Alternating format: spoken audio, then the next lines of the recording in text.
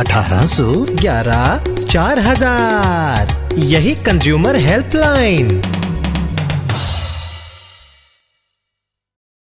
जागो ग्राहक जागो। आंधियों ने मिजाज बदला है, दियों को रवायत छोड़नी होगी। आपको नहीं लगता कि बजट में अब कुछ नया करने की जरूरत है? सिर्फ नया करने के लिए नया नहीं, बल्कि इसलिए क्योंकि चुनौतियां बिल्कुल नई किस्म की हैं, और इसलिए भी कि करीब 19 साल पहले शुरू हुए कई सुधारों की मियाद अब पूरी होना चाहिए। नमस्कार, इंडिया बिजनेस में आपका स्वागत है। मैं हूं राशिद। आज हम यही बात करेंगे कि क्या है नई चुनौतियां, और उन नई चुनौतियों के आगे क्या है ममता की मुश्किलें। तो आइए शुरुआत करते हैं।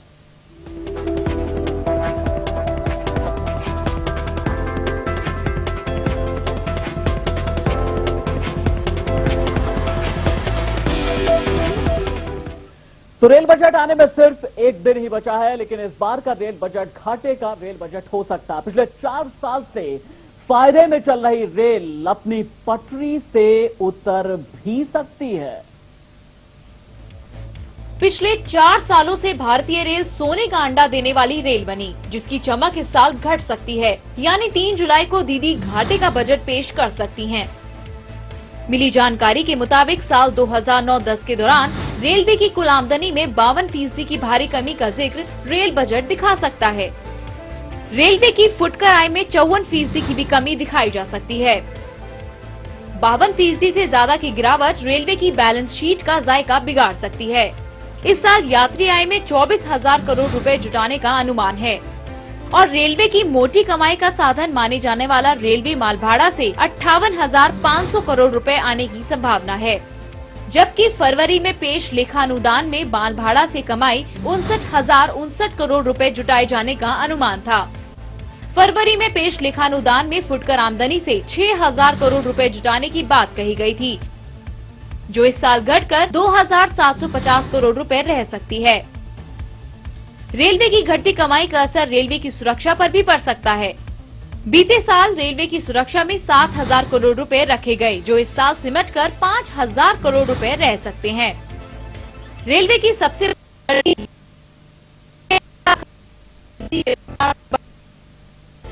और की रफ्तार से खर्च और कमाई का बढ़ता फर्क दीदी के लिए सिरदर्दी बन सकता है। साथ ही इस साल केवल 19,000 करोड़ रुपए का ही सरप्लस दिख सकता है।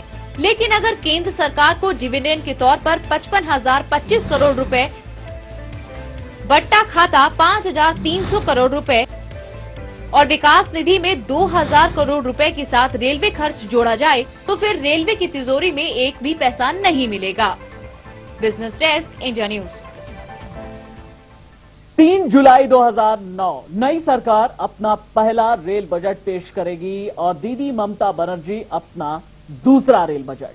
पिछली सरकार में लालू ने घाटे में चल रही रेल की पटरी को न सिर्फ रेलवे को मुनाफा दिया, बल्कि दुनिया भर में मैनेजमेंट गुरु के नाम से भी जाने जाने लगे। साल साल उन्होंने रेलवे को जो मुनाफा दिया, मंदी के दौर में उसे कायम रख पाना टेढ़ी खीर की तरह है। लेकिन क्या दीदी इस काम को बखूबी अंजाम दे पाएंगी, और क्या दिक्कतें दीदी के सामने आने वाली हैं? तारीख 3 जुलाई 2009, नई सरकार का पहला रेल बजट। दीदी करेंगी रेल बजट। मंदी ने बढ़ाई है दीदी की मुश्किलें। दीदी की सबसे बड़ी चिंता, कैसे दिखाएं फायदा?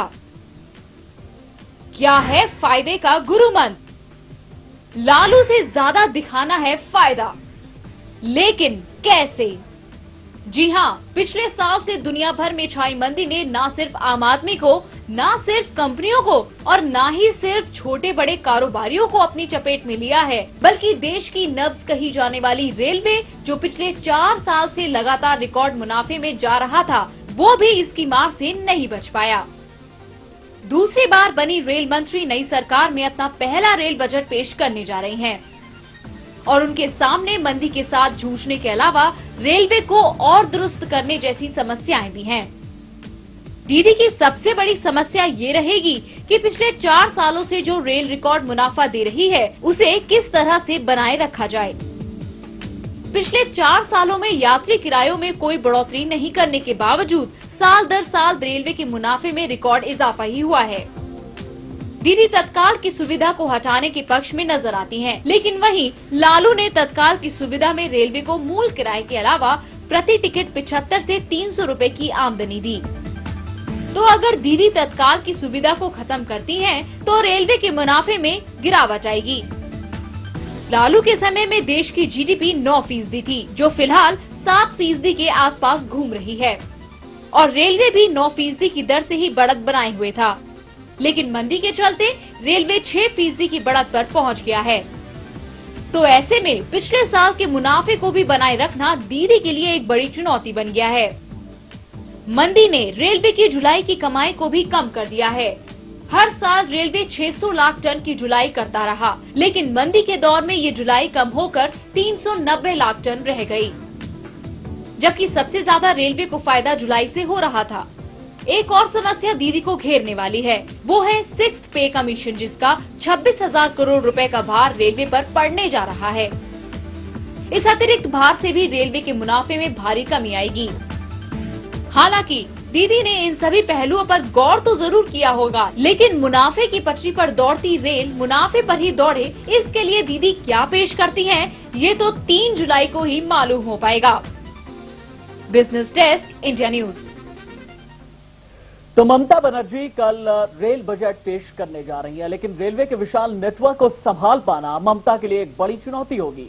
और इसके साथ साथ चुनौती है यात्रियों की सुरक्षा से जुड़ी। यात्री भी अपनी सुरक्षा को लेकर ममता से उम्मीदें लगाए बैठे हैं।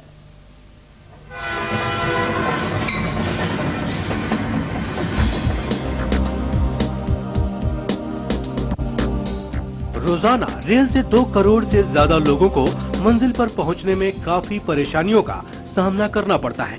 3 तारीख को दीदी अपने बजट का पिटारा खोलने जा रही हैं, और जाहिर है इस पिटारे में लोगों की ढेर सारी समस्याएं भी होंगी। रोजाना लगभग 2 करोड़ लोगों को अपनी मंजिल तक पहुंचाती भारतीय रेल आम आदमी की परेशानियों से भी भरी होती है। रेलवे स्टेशनों पर जगह जगह फैली गंदगी यात्रियों के लिए एक बड़ी परेशानी है। इसके अलावा रेलवे स्टेशन पर पीने के पानी की किल्लत ने आम आदमी के सफर को और मुश्किल किया है। छत से टपकता ये पानी साफ बता रहा है कि स्टेशन पर पीने के पानी की कमी क्यों है।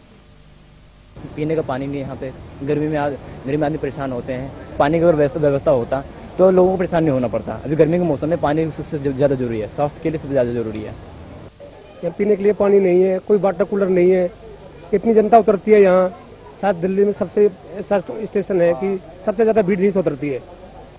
केवल पानी ही यात्रियों की समस्या नहीं है। पानी के अलावा स्टेशनों पर मिलने वाले खाने को लेकर भी यात्री खासे नाराज नजर आते हैं, और दीदी से इस बजट में इस पर खास ध्यान देने की अपील कर रहे हैं। खाने की व्यवस्था तो बिल्कुल 1% नहीं है, ना कोई सफाई, ना कोई बैठने की व्यवस्था है। गंदगी का तो बिल्कुल ढेर लगा पड़ा है। खाने की क्वालिटी क्या देखोगे, सफाई तो बिल्कुल ही बिल्कुल गंदगी, कहीं बैठने की व्यवस्था, पूरी रेलवे स्टेशन में गंदगी पड़ी हुई है। दीदी के लिए रेलवे क्रॉसिंग पर होने वाली दुर्घटनाएं भी एक चुनौती रहेंगी कि इसे किस तरह कम किया जाए। इसके साथ साथ दीदी को महिलाओं की सुरक्षा के लिए सख्ती से पेश आना होगा। बहरहाल ममता दीदी कल यूपीए सरकार में अपना पहला रेल बजट पेश करने जा रही हैं, और ये तो कल ही पता चल पाएगा कि ममता के पिटारे में आम आदमी की समस्याओं का कितना समाधान छिपा है। Narendra Kumar, India news, Delhi. खैर, इन सब चुनौतियों के बावजूद भी ममता दीदी लगातार एक ही बात कह रही है कि आम लोगों का होने जा रहा रेल बजट चुनौतियां चाहे लगातार मुंह बाए खड़ी हों, लेकिन बड़ा सवाल ये कि आम लोगों के इस बजट में ममता अपनी खास ममता किसे दिखाती हैं, और ये ममता क्षेत्रीय आधार पर भी होगी क्या, ये भी देखना बहुत ज्यादा दिलचस्प होगा। खैर, ममता की ममता के बाद वक्त छोटे से ब्रेक का हो चला, लेकिन आप कहीं मत जाइएगा। बस थोड़े से इंतजार के बाद लौटेंगे तो कैफियत तलब करेंगे प्रणब दा के ब्रीफकेस की।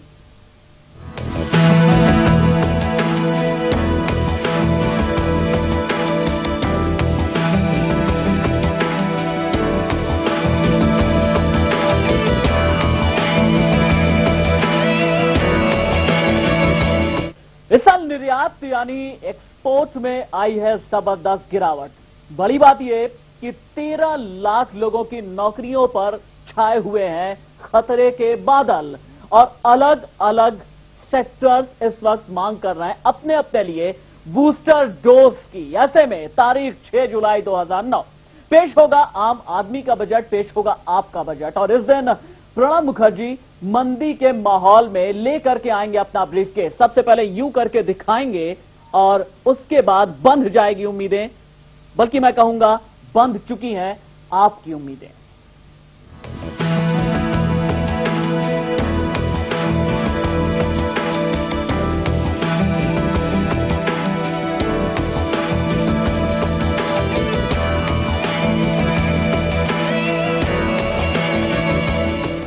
तो 6 तारीख को तो आम बजट पेश होगा ही, वहीं आज 2008-2009 का भी लेखा जोखा यानी आर्थिक सर्वेक्षण पेश हो गया। 2008-9 का लेखा जोखा आज संसद में पेश हो गया। आर्थिक सुधार की बात करते हुए मौजूदा कारोबारी साल में देश के विकास की रफ्तार 7 से 7.5% के बीच रहने की बात कही।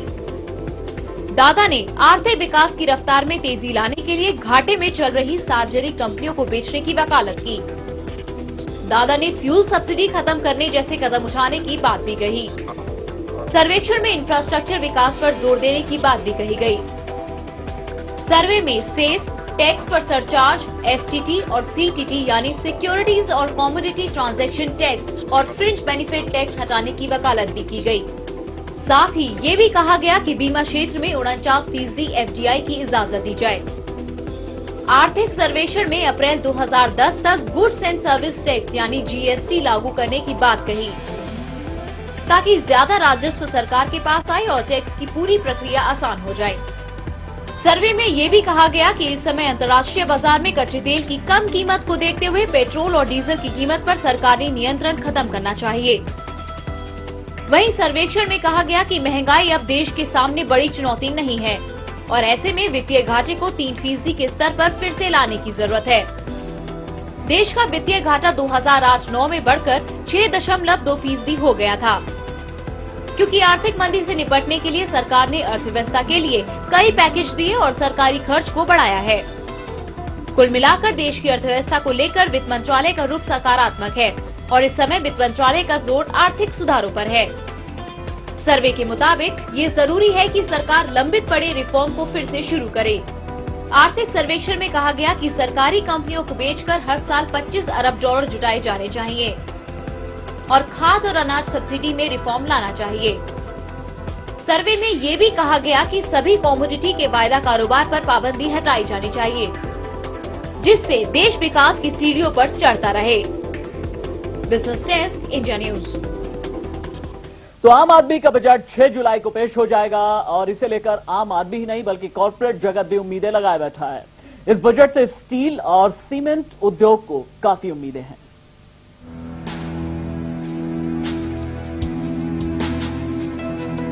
साल 2009-10 के आम बजट की तैयारी चल रही है। उद्योग संगठन अपनी अपनी मांग को लेकर वित्त मंत्री से गुहार कर रहे हैं। स्टील उद्योग ने जहां पिछले कुछ सालों में टैक्स से राहत महसूस की है, बावजूद इसके स्टील उद्योग और ज्यादा राहत की मांग कर रहा है। गवर्नमेंट को उस पर एक्साइज ड्यूटी अभी नहीं बढ़ानी चाहिए, नहीं तो प्राइस भी ऊपर जाएगी और प्राइवेट सेक्टर स्टील प्लांट जो है वो उतना सर्वाइव नहीं कर पाएंगे। स्टील उद्योग पर इस समय टैक्स सीमेंट उद्योग से कम है। सरकार स्टील उद्योग पर कुछ ज्यादा ही मेहरबान हुई और इस पर उत्पादन कर घटाकर 8% कर दिया, वहीं वैट 4% तक कर दिया। स्टील उद्योग को देखकर सीमेंट उद्योग भी अब स्टील के बराबर टैक्स करने की मांग करने लगा है। बहुत ज्यादा टैक्स है जिससे कि सीमेंट उद्योग को बहुत बड़ा जोर पड़ता है और एक सीमेंट महंगी हो जाती है, जिससे कि जो एक आम आदमी है, जो लोअर तबके का आदमी हो, घर बनाने में 2 बार सोचता है। देश में सीमेंट पर लगने वाला टैक्स दूसरे देशों के मुकाबले ज्यादा है। भारत में टैक्स 55% तक है, जबकि दूसरे देशों में ये 7 से 15% तक है।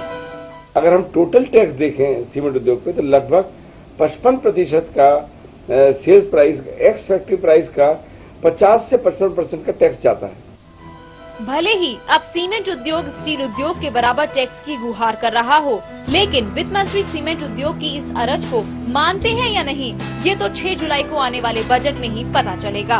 प्रमोद शर्मा के साथ संजोली यादव, इंडिया न्यूज, दिल्ली। क्या रिटेल सेक्टर में विदेशी निवेश खुलेगा और बाकी कारोबारियों को क्या क्या रियायतें दी जाएंगी, बूस्टर डोज किस तरीके के होंगे, इंफ्रास्ट्रक्चर को किस तरह का डोज मिलेगा, रियल एस्टेट सेक्टर को किस तरह का डोज मिलेगा, इन सभी पर आगे हम खास बातचीत करेंगे। लेकिन फिलहाल आर्थिक सर्वेक्षण आया है, जाहिर सी बात है प्रतिक्रियाएं आनी भी शुरू हो जाएंगी। तो अमर सिंह का सर्वेक्षण पर कहना है कि जब वित्त मंत्री बजट पेश करने वाले हैं तो इस सर्वेक्षण की कोई जरूरत थी ही नहीं। अब जबकि आदरणीय वित्त मंत्री जी अपना बजट और उसका प्रावधान प्रस्तुत करने वाले हैं, उसके ठीक पहले सदन का जब सत्र चल रहा हो, श्री मुरली देवड़ा के नेतृत्व में इस सरकार ने पेट्रोलियम पदार्थों की वृद्धि कर दी। तो ऐसे में ये इकोनॉमिक सर्वे का मतलब क्या है? वृंदा करात सरकार के इस सर्वेक्षण और पेट्रोल डीजल की बढ़ी कीमतों को जनता के साथ नाइंसाफी मानती हैं। वृंदा करात का कहना है कि सरकार ठीक से जिम्मेदारी नहीं निभा पा रही है। जनता के लिए जो राष्ट्रीय साधन है उसका हिस्सा, जो जनता का हिस्सा, उसको वो काटना चाहते हैं। ये उनकी न्यू लिबरल पॉलिसीज है। उदारीकरण की नीतियों के तहत जो जनता के लिए, जनता की जरूरतों के लिए जो सरकार की जिम्मेदारी बनती है किसी भी वेलफेयर स्टेट की, तो वो सरकार उससे पीछे हटना चाहती है। बजट एक ऐसा शब्द या कहें एक ऐसी चीज जिसमें हर उस चीज का जिक्र किया जाता है जो आम आदमी से सीधे जुड़ी हुई होती है। और आज के जमाने में हर इंसान बजट होता क्या है ये अच्छी तरह से यकीन जानिए लोग समझते जरूर हैं, चाहे वो महिलाएं हो, बड़े बूढ़े हो, और तो और बच्चे भी अपने तरीके से बजट समझ ही लेते हैं। कल हमने आपको दिखाया था कैसे छोटे बच्चे भी अपने पॉकेट मनी को बचाने के लिए अपना एक बजट तैयार करते हैं और उन्हें फाइनेंस मिनिस्टर से क्या उम्मीदें हैं। चलिए आज जरा गौर करेंगे कि जो वर्किंग क्लास है वो क्या चाहते हैं, उनकी डिमांड क्या है, क्या उम्मीदें हैं प्रणब दा के इस बजट से। क्लास के लिए तो एजुकेशन लोन पे मुझे करनी चाहिए, प्लस उसका पे आउट टाइम जो एजुकेशन लोन का होता है उसको एक्सटेंड करना चाहिए। क्योंकि आदमी आज के रिसेशन का टाइम चल रहा है, जॉब एकदम से मिलती नहीं है, उसकी वजह से एजुकेशन लोन से इतना प्रॉब्लम होती है कि वो सफर कर जाता है। Which are most necessary like we make cheaper like LPG, petrol prices should go down and FMCG products the prices should go down. That's all I expect. Education loan लिया, मैं 3 महीने से फंसा हूँ, अभी तक मिला नहीं है। हेड ऑफिस अप्रूवल हो रहा है, अभी तक अप्रूवल नहीं हुआ। Finance minister I want to say you have to reconstruct your financial systems so that this become life of a normal people like. दरअसल ये जो तमाम मांगे थी, अगर इन मांगों की रोशनी में थोड़ा सा समझा जाए तो जो बजट आने वाला है उसमें कम से कम थोक लिहाज से इस तरह का बजट हो वो कि थोक में कम से कम रोजगार का सृजन हो सके, बुनियादी ढांचा विकसित किया जा सके और जो फाइनेंशियल बर्डन्स हैं उन्हें बेहतर करके आगे जाया जा सके। रिसेशन के, आर्थिक मंदी के इस दौर में किस तरह से ऐसा हो सकता है जानेंगे एक छोटे से ब्रेक के बाद।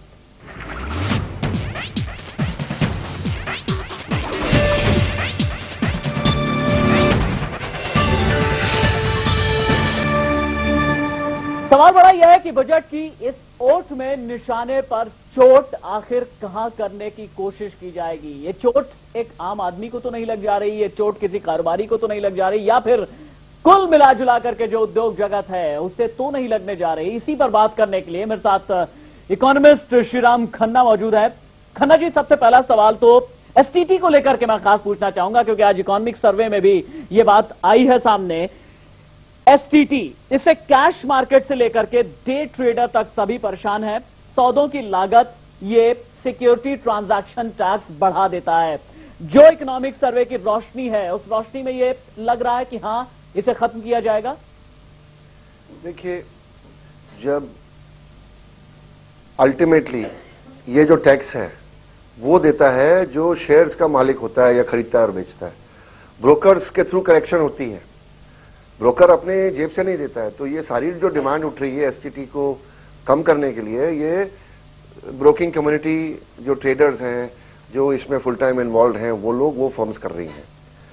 मेरा ये कहना है कि अगर थोड़ी बहुत इसमें राहत हो भी जाएगी जी, तो कंज्यूमर को खास कोई फर्क नहीं पड़ेगा, क्योंकि जो नेट स्मॉल इन्वेस्टर है, जो शेयर्स को ओन करता है, जब वो खरीदता बेचता है तो वो ये मान के चलता है कि ये तो टैक्स है, ये तो देना ही है। जी जी। और ये इतना छोटा हिस्सा है उसके जो इन्वेस्टर के टर्नओवर का कि उसको खास फर्क नहीं पड़ता। फर्क पड़ता है उन एंटिटीज को जो फाइनेंशियल इंटरमीडियरीज हैं, जो शेयर्स की ट्रेडिंग डेली बेसिस पे करती हैं और जिनके टर्नओवर बड़े होते हैं, और इस कारण से उनको टैक्स भारी लगता है। और वो इसलिए चुभ रहा है क्योंकि पिछले 6 महीने में मंदी का दौर चल रहा है। पर मैं जैसे देख रहा हूं अगले साल में, एक पूरे साल में जो मंदी का दौर है लग जाने वाला है। दशहरे के बाद मार्केट्स इंप्रूव होंगी और अभी भी इंप्रूवमेंट देखने को आ रही है। थोड़ा रैपिड फायर राउंड में हम चलेंगे क्योंकि वक्त की थोड़ी कमी है। आपको क्या लगता है, रहेगा नहीं रहेगा? देखिए, अगर फाइनेंस मिनिस्टर इसको कम करेंगे तो हम ताली बजा देंगे, और कम नहीं करेंगे तो हमारे को कोई गुस्सा नहीं आएगा। चलिए आगे बढ़ते हैं। फ्रिंज बेनिफिट टैक्स की बात करूंगा इसी रैपिड फायर राउंड में। टैक्स पूर्व वित्त मंत्री पी चिदम्बरम ने फाइनेंशियल ईयर 2005-2006 के दौरान लागू किया था ताकि कॉर्पोरेट जगत अपने खर्चों को इनकम टैक्स के दायरे से बाहर न रख पाए। एफबीटी के बारे में क्या राय रखते हैं? देखिए, एफबीटी का जो असर है वो प्राइवेट सेक्टर के कॉर्पोरेट एग्जीक्यूटिव्स पर पड़ता है, और ये एडवर्स पड़ा है और इस समय उनको एनकरेज करने की जरूरत है। इसमें कुछ राहत होगी तो ये प्राइवेट सेक्टर के एंटरप्राइजेस को रीएनर्जाइज करके और इकोनॉमिक डेवलपमेंट को पुश करने में एक साइकोलॉजिकल फैक्टर होगा। तो मैं चाहूंगा कि ये कम हो। चलिए एक कदम और आगे बढ़ते हैं। बात अंकटाड की पिछले दिनों आई उस रिपोर्ट की करेंगे। एक आम आदमी की अब बात हम जरा कर लेते हैं। अंकटाड की रिपोर्ट आई कि इस साल 13 लाख लोगों की नौकरियां चली जाएंगी। निर्यात सेक्टर अलग से परेशान है, नौकरियों के लिहाज से भी और अपने बिजनेस के लिहाज से भी। इन दोनों लिहाज से किस तरह से देखेंगे? देखिए, जब हम अब अपने को चोट लगी, थोड़ी सी खून निकला तो दर्द होता है, परंतु दूसरे का हाथ कट गया तो उससे कम दर्द है।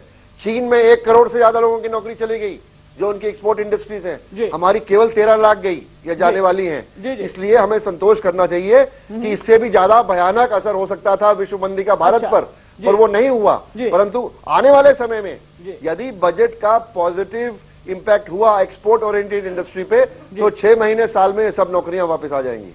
अच्छा, एक आखिरी सवाल एक आम व्यक्ति के लिहाज से। एक आम आदमी ये जानता है कि भाई बजट देखो ऐसी चीज है जो हमें आटे दाल का भाव बताती है। ये बताइए एक आम आदमी के लिए, एक आम आदमी की रसोई के लिए इस आटे दाल का भाव किस तरीके का होने जा रहा है इस बजट में? देखिए, आटे दाल का भाव बजट से कम नहीं होने जा रहा है, ये समझ लीजिए आप।